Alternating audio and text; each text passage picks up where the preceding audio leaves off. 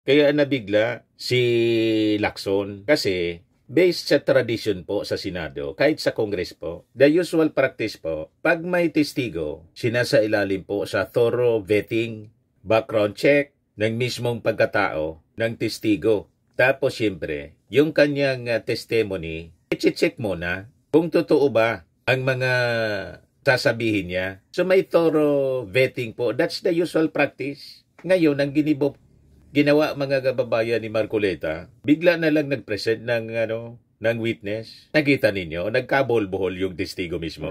Mas familiar pa sa laman ng affidavit si Marcoleta kaysa siya mismong nag-execute ng affidavit.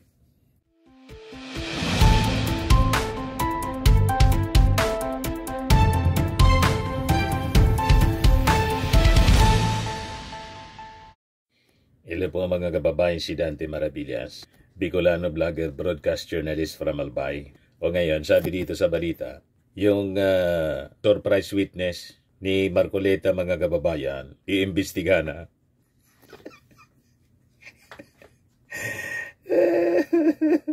Nasunog yung witness ni Marcoleta. Yung notaryo po sa kanyang affidavit, peke. Sabi nga mga kababayan sa legal maxim, falsos in uno, falsos in omnibus, false in one, false in everything. Kung yung mismo mga kababayan na notaryo, piniki, malamang sa malamang, lahat ng kwento niya, peke. Kasi kung nagsasabi siya ng totoo mga kababayan, di sana pinanotaryo niya sa totoong abogado, piniki yung notaryo. Ano ang ibig sabihin nun? Ang ibig sabihin, yung mismong narrative niya doon, false. Kaya hindi niya talaga pinanotaryo, piniki lang yung notaryo. Ngayon mga kababayan, siya na ngayon yung iimbestigahan. Ito ngayon yung balita. Ayan na. Record check, background investigation kay Gutesa, isasagawa. Iimbestigahan si Gutesa, sabi dito sa report 1 hour ago ng News 5. Magsasagawa ng kompletong record check at background investigation kay Orly Gutesa, ang bagong Senate witness sa manomalyang flood control projects ayon kay Senate Blue Ribbon Committee Chairperson, Senator Ping Lacson. Payag ni Lacson, hindi siya nabigyan ng notice bilang committee chairman para ipaalam na may bagong testigo o titistigo sa pagdinig. Surprise witness nga po. Kaya nabigla si Lacson kasi based sa tradition po sa Senado, kahit sa Congress po, the usual practice po, pag may testigo, sinasailalim po sa thorough vetting, background check, ng mismong pagkatao ng testigo. Tapos siyempre, yung kanyang testimony, i-check muna kung totoo ba ang mga sasabihin niya. So may thorough vetting po. That's the usual practice. Ngayon, ang ginawa mga kababayan ni Marcoleta, bigla na lang nag-present ng witness. Nakita ninyo, nagkabol-bohol yung testigo mismo. Mas familiar pa sa laman ng affidavit si Marcoleta kaysa siya mismong nag-execute ng affidavit. Doon na tuloy ng mga netizens, mga kababayan, ng mga observers, na yung affidavit na yon, ang gumawa man lang po si Marcoleta, pinapirmahan lang kay Orly Gutesa. Kaya si Orly Gutesa na mismong testigong piniresinta sa committee hearing ng Senate Blue Ribbon Committee, hindi siya familiar ng sasabihin niya, niyang binabasa. Kaya kino-coach ni Marcoleta.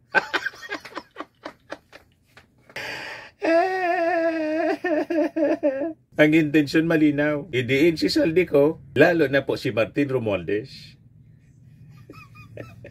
At napag-alaman mga kababayan, na ito daw si Orly Gutesa, hindi man siya talaga nagtrabaho security officer ni Saldico. Yan ang kumakalat ngayon ng mga kwento sa social media. Kundi, dating security ni Sara.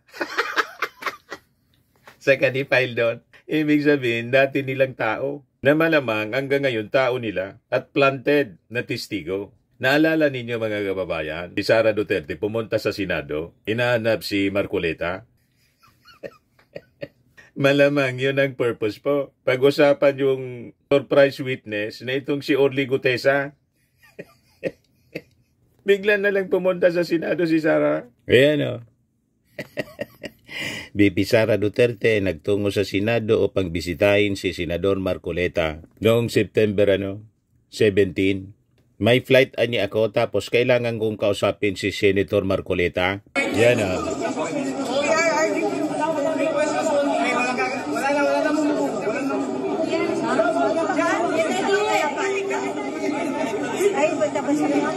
Guys, giveaway muna. Giveaway niyo muna. Pupunta po kay Manang.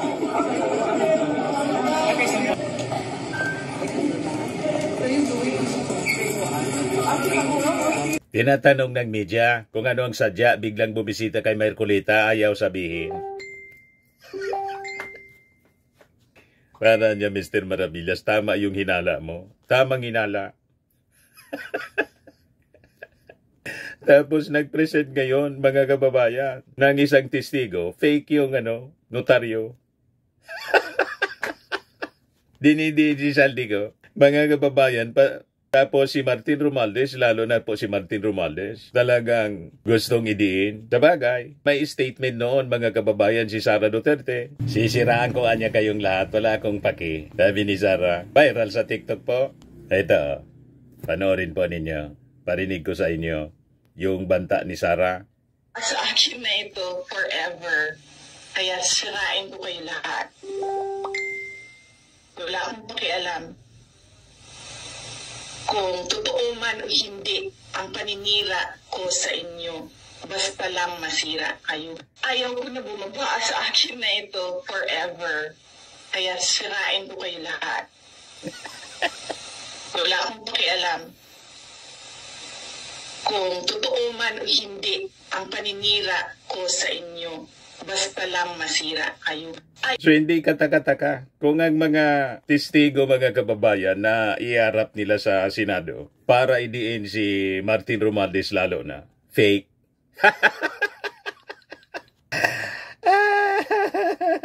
Kaya imbestigahan po, mga kababayan, ng Senado itong testigo ni Marcoleta. The investigation is in order owing to the gravity and seriousness of his testimony yesterday. So sabi dito, matatandang isiniwalat ni Gutesa ang umano'y pagdadala niya ng mali-malitang pera kina late 1st District Representative Martin Romualdez at ako Bicol Representative Saldico. Itinanggi ni Romualdez ang akusasyon. Yung ginamit po sa sa pagnotaryo, yung pangalan ng abogado, yung pirma, fake. Nag-deny mismo, mga kababayan, yung abogado. Yan breaking, Attorney Espera, the lawyer who supposedly notarized the sworn affidavit of Marcoleta's witness, Orly Gutesa, denied notarizing such document. In the affidavit, Co and Romualdez were accused of being involved in the infra scam. Yan Espera Law Office. Sinulatan yung management ng ABS-CBN kahapon. Sabi diyan, demand for attention, legal and compliance department, demand for immediate takedown, correction of an FB post on a falsified document bearing my notarial name and signature. I categorically deny notarizing, signing, or participating in the preparation of the said document. The signature and notarial details attributed to me are falsified and unauthorized. The use of my name and notarial commission in connection with the said document is spurious, fraudulent, and injurious to my reputation as a member of the bar and as a commissioned notary public. Your continued publication and circulation of the falsified document without disclaimer or correction misleads the public and exposes me to grave reputational harm, unwarranted suspicion, and potential liability. Piniki po yung pirma. Sabi rito sa report ng Impact Leadership. Lawyer disowns Gutesa affidavit in Blue Ribbon probe. Attorney Patsy Rose G. Espera has disowned the affidavit of Orly Rigala Gutesa, a retired Marine who claimed to have served as a security consultant for Ako Bicol Party List, which was submitted to the Senate Blue Ribbon Committee on Thursday, September 25. Gutesa was presented as a surprise witness at the hearing by Senate Deputy Minority Leader Rodante Marcoleta, who said he was introduced by former Congressman Mike Defensor. So, malinaw na another Ador Mawanay, mga kababayan, itong si Gutesa or another Jonathan Morales na witness ni Bato de la Rosa. Nasabi ni Bato de la Rosa, yung present na document ni Jonathan Morales para patunayan na ang ating Pangulo bangag. Authentic kasi may butas. O ngayon, itong affidavit ni Gutesa, talagang hindi authentic po. Walang butas eh. Pinabutasan sana kay Bato de la Rosa para baka maniwala kami. May nasilip na butas po. Ang nakasilip ng butas na piki, yung mismong nakalagay na pangalan na notary public, pikian niya yan. Hindi akong pumirma niyan. It is fraudulent. Lalo pang walang butas, talagang dobling piki. Kasi kung may butas, baka magduda pa yung taong totoo. Totoong piki. O, di ba pa, mga kababayan? Yan o. Piki. Hindi yan totoo, mga kababayan, sabi mismo ni Attorney Espera. At itong si Gutesa, nag-submit ng false credentials. Yan o. Gutesa was never part of Saldico security detail. He is a political drifter. Ex-BP SPG under the OBP. Once linked to Martin Andanar, PCOO circle, briefly orbiting Nick Fildon at the Bureau of Customs. Hindi man daw security ni Saldico. Security, dating security officer ni Sara. Na-discovery mga kababayan sa pagtatanong mismo ni Senator Erwin Tulfo. Ito, pakinggan ninyo. Correction. During my active duty in military service, sir. Okay. Akala ko ba parang galing sa Coca-Cola. So, okay. Wala na po. That's all. Ulitin natin. Alright.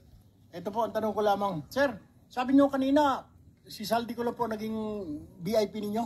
Wala po kayong pinagbantayan from Coca-Cola. Diretso po kay Saldico. Yes, Your Honor. Okay. Kasi po, pinadalan po ako dito sa Malacanang po ito. Mukhang ang background po sa inyo pong biodata. Meron po ditong background, work experience. Kayo po ito Master Sergeant Orly Gutesa. Tama po, Philippine Navy, retired. Yes, Your Honor. Experience nyo po, enlisted person, Philippine Marine Corps, BIP Security, BOC, BIP Security, OBP, BIP Security Presidential Communication Operation Office, BIP Security Bureau of Correction. During my active duty in military service, sir. Okay. Akala ko ba parang galing sa Coca-Cola. O, diba? Booking na booking, mga kababayan. Tao natin ni Sara Duterte. Yung witness ni Marcoleta. So, hindi malayo yung ating yung ating paniwala. Baka ito yung sadya o isa sa sadya ni Sara Duterte nang pumunta sa Senado. Inanap si Marcoleta. Nang tanungin ng media kung ano yung sadya, ayaw sabihin.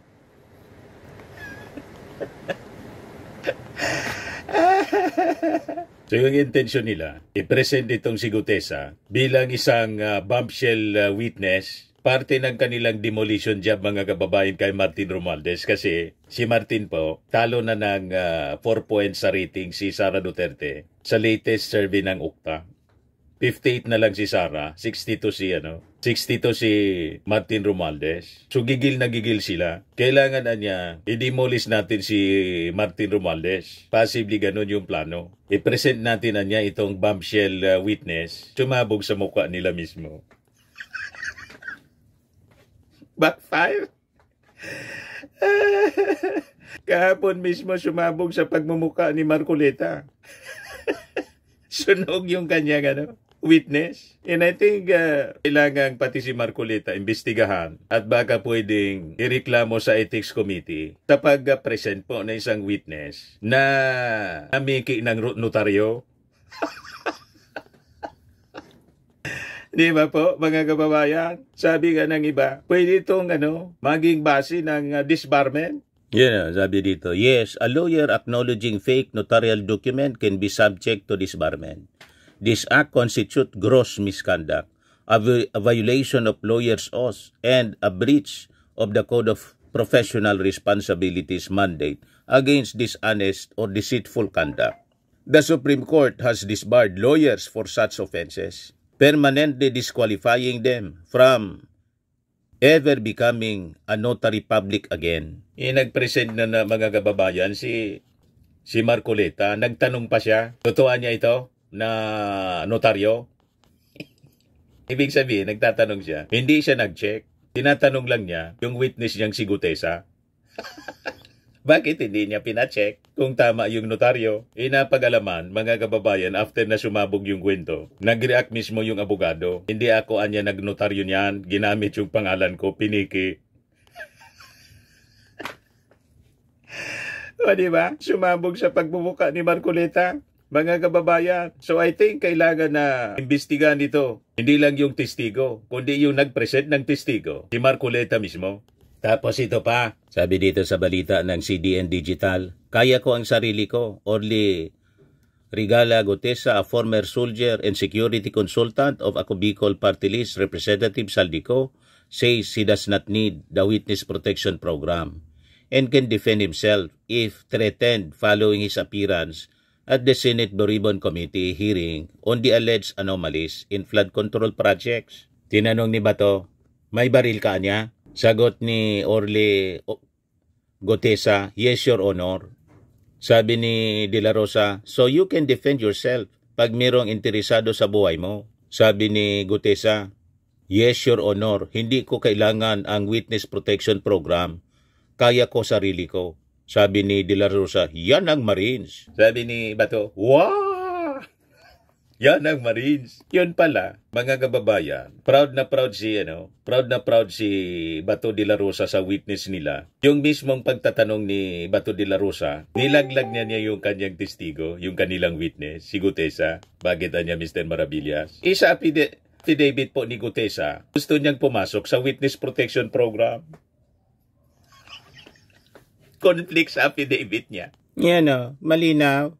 Ako po ay nagnanais na mapasa ilalim sa Witness Protection Program dahil ako po na manganganib alam ko po na manganganib ang buhay ko at ang aking pamilya sa ginawa kong paglalahad na ito. Pirmado niya. Pero peke pala, mga kababayan, yung notaryo. Kaya kino-coach, mga kababayan, ni Marcoleta kasi hindi memoryado ng witness yung kanyang mga sinasabi. Mas memoryado ni Marcoleta. Mas familiar si Marcoleta po sa affidavit kaysa sa mismong nag-execute. O diba, uling-uli po? So ito si Marcoleta kung paano, mga kababayan, kino-coach yung witness niyang si Gutesa. Sabi ni Marcoleta, huwag kasi anyang nagmamadali. Ito, nainis, mga kababayan, si Marcoleta.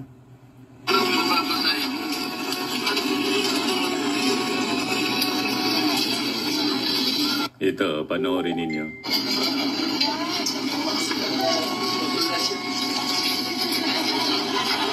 Tawanan po. Pati si Alcantara.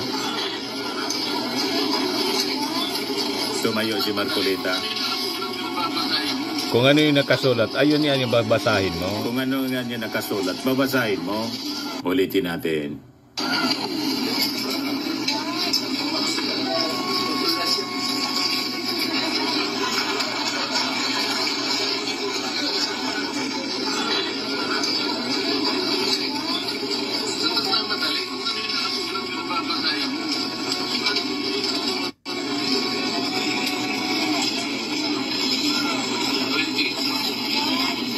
Paragraph 20 niya.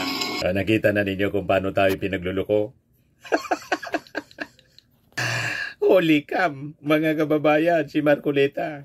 Yes, sabi ng mga netizens, sabi ni Eli Silvestre, dapat magsumiti ng reklamo ang taong bayan sa IBC para imbestigahan si Attorney Senator Marcoleta hinggil sa kalukuhan niyang ginagawa sa loob ng BRC hearing sa Senadong Bayan. Sabi ni Johan, pwede madisbar si Marcoleta? I mean, siya nagdala ng witness. He should have vetted him. May ethics committee din naman ang Senate, di ba? Sabi ni Jacinto Mimam, defending the indefensible is the forte of Piluca Boy. Sabi ni Pablo Bacolinaw, this is the second instance where Mr. Marcoleta had a document that was not correctly notarized. The document was initially scanned by him and not distributed to everyone. Writing script seems to be your ideal role. At times, fairness can be exploited by those who are highly opportunistic.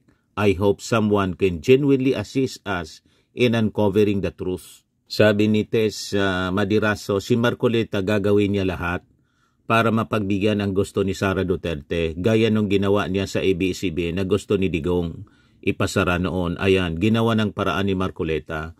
So try din niya ngayon. Hindi niya iniisip na ibang administrasyon na ngayon. Hindi na panahon ng mga Duterte. Akala niya walang papalag sa kanya. Sabi ni Abelardo Dugan Dongyor, so the witness is not assisted by a lawyer when he made the affidavit, so it is not admissible in any proceedings. Sabi ni Jesse Soliano, he may also have prepared the affidavit of this witness. Malamang kasi mas familiar siya. Mas familiar siya mga kababayan kaysa doon sa witness. Mas memoryado niya. Kaya yung nagkabolbol yung witness niya, si Gutesa. Nang tanongin ni Bato, lalo mga kababayan na napahamak yung witness kasi affidavit niya, gusto na daw niyang pumasok sa Witness Protection Program. Pero nang tanongin ni Bato, hindi niya daw kailangan.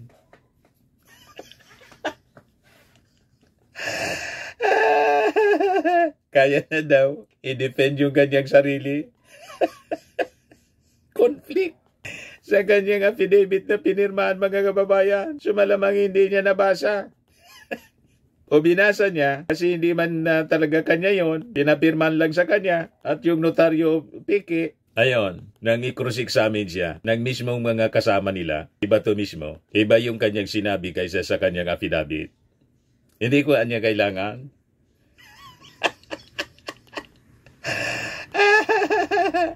Yan booking na naman, your move, Marcoleta. Sabi ni Salud Tabs. Sabi ni Gina Foronda, close-in bodyguard ni Sara yan dati, ginamit ni Marcoleta. Inamin ni Gutesa, nung active siya, security siya ni Sara. At saka ni file doon, tapos yung si Martin Andanar. So tao nila. At hindi malayo mga kababayan yung ating iniisip. Ayun ang purpose kung bakit si Sara Duterte pumunta sa Senado. Hinahanap si Marcoleta noong 1 linggo. Ano ba po? Sabi po sa Bible, nothing concealed which shall not be revealed, or hidden which shall not be made known. Ayan ngayon yung nangyari. Yung bombshell witness niya, yung bombshell witness nila, tumabog mismo sa pagmumuka nila yung kasinungalingan. Sa mga naghanap ng malinis and spacious fitness gym, pumunta lang po kayo sa aming Colossal Fitness Gym. We also offer Grab Car Rental with our brand new 2023 model ng Toyota Innova. We also accept booking for those who are planning to travel via PAL, Cebu Pacific, and other airline companies, local and international, and bills payment for Meralco Bills, PLDT, Aleco Bills, etc. Ang Colossal Fitness Gym is located at 3rd floor Security Bank Building, Landco Business Park, Legazpi City, Albay. For inquiries, look for Chilon Maravillas. Contact number 0966-802-0949. Yan yung aming Innova. Lagi na pong matao sa amin. Pati mga foreigners po, tingnan ninyo. Mga British tourists sila. Ang lalaki ng katawan na, mga kababayan, nag-gym sa amin. Ito naman po, Indian National. Ito mga mga European sila. Ito naman yung bago naming product na binibenta online, Eye Glow Serum. Whitening po siya galing sa South Korea. Tingnan ninyo yung epekto sa aking anak na architect entrepreneur, Riz Maravillas. For inquiries, look for Riz Maravillas on FB. Ito naman po, Firmax Firming and Lifting Cream. Mainam po ito sa mga pulses and affected area. Pampahid po sa mga pains at paninigas na mga kaso-kasuan. Ito po, Automax Radiant Serum. Sa mukha naman yung application. Anti-aging po siya. You will look 10 years younger than your age. Ito naman po yung bagong product naming binibenta online. I Am Amazing Worldwide Organic Pure Organic Barley Powdered Drink Mix from Australia.